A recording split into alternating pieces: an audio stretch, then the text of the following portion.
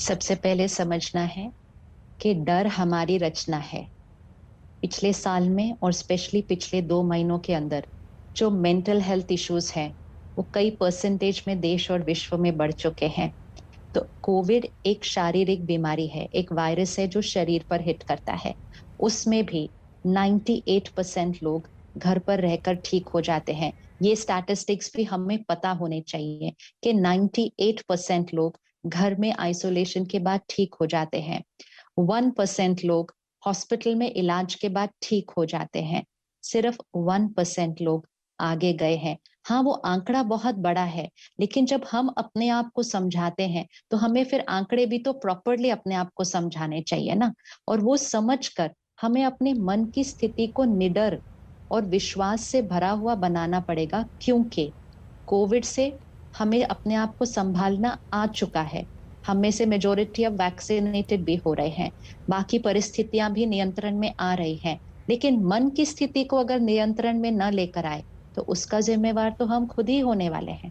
और अगर हमारे मानसिक स्वास्थ्य पर या हमारे परिवार में या बच्चों के मानसिक स्वास्थ्य पर उसका असर पड़ गया, उसका भी ध्यान हमें ही रखना होगा।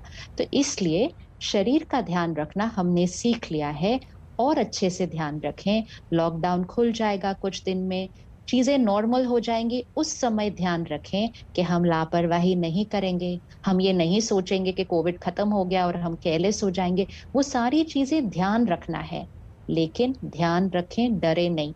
ये था स्लोगन पहले दिन से। तो निडर होने के लिए सबसे पहले आंकड़ों को सही तरह से समझना। दूसरा, ये याद रखना कि कोविड शारीरिक बीमारी है। मैंने यहाँ क्या सोचना है वो जिम्मेवारी मेरी है। तीसरा, अपने मन को और अपने घर को सकारात्मक ऊर्जा से भर देना। सुबह सुबह उठते ही अपने घर के अंदर पॉजिटिव बातें चलाइए, प्रार्थनाएं चलाइए, मेडिटेशन कीजिए, मंत्र चलाइए, जाप चलाइए, आध्यात्मिक अध्ययन कीजिए, spiritual study for the mind. मन को पॉजिटिविटी से भर दीजिए। जैसे शरीर के लिए अच्छी खुराक खा रहे हैं ना आजकल, उसी तरह मन के लिए अच्छी खुराक, जो हम सुनते हैं, पढ़ते हैं, देखते हैं, वो हमारी सोच बनती है। तो सकारात्मकता से अपने के लिए भरिए। सात्विक भोजन खाइए। भोजन खाते समय परमात्मा को याद करके उसको शक्तिशाली बनकर खाइए। जब हम ये छोटी छोटी चीजें करेंगे, इस समय देश में किस चीज की आवश्यकता है? देश में आवश्यकता है कि हम सारे मन पर अपनी ऊर्जा को ऊपर उठाएं।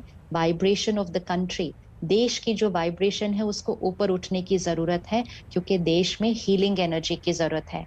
अगर 1% लोगों को कुछ होगा और बाकी सारे करोड़ों करोड़ों लोग सिर्फ डर और चिंता क्रिएट कर लेंगे, तो हम तो वाइब्रेशन को नीचे ले आएंगे। और सिस्टर शिवानी ने बहुत अहम बात यहाँ पर की कि जिस तरह की सूचनाएं भी हम तक पहुंचती हैं वो हमें किस तरह से प्रभावित करती हैं।